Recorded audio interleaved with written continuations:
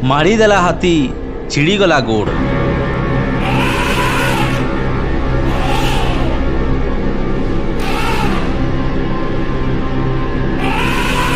काना आपण माने भी दुई पहरे मैदाने छिना चकारे घरू बाहर के बाहरुछन।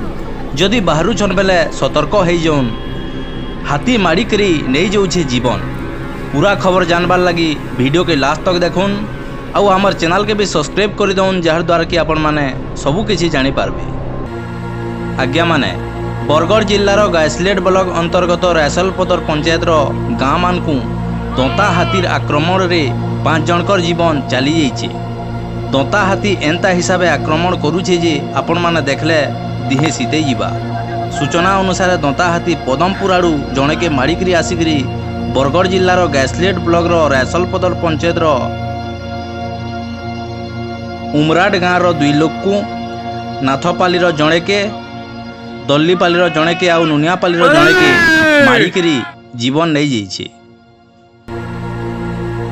रैसलपदर पंचायत उमराड गाँव 2 जन झाड़ा जाइतिले आउ से समय के हाथी आसिकी आक्रमण करथिले, जार द्वारा कि सांगे सांग से ताकर जीवनटा पलई जाइतिला।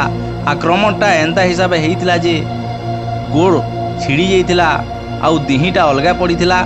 से दृश्य आपण माने देखले डरी जिवे।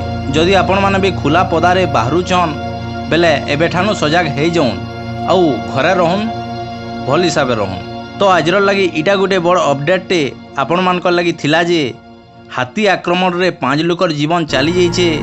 एंता एंता इनफॉरमेशन वीडियो माने देखबार लगी आमर चैनल के सब्सक्राइब करूँ और पाखे थिबा बेल आइकन के दबाई दउन, जार द्वारा कि आपण मानकु नुआ नुआ वीडियो माने देखबार लगी सुजोग मिलवा। जय हिंद, जय भारत।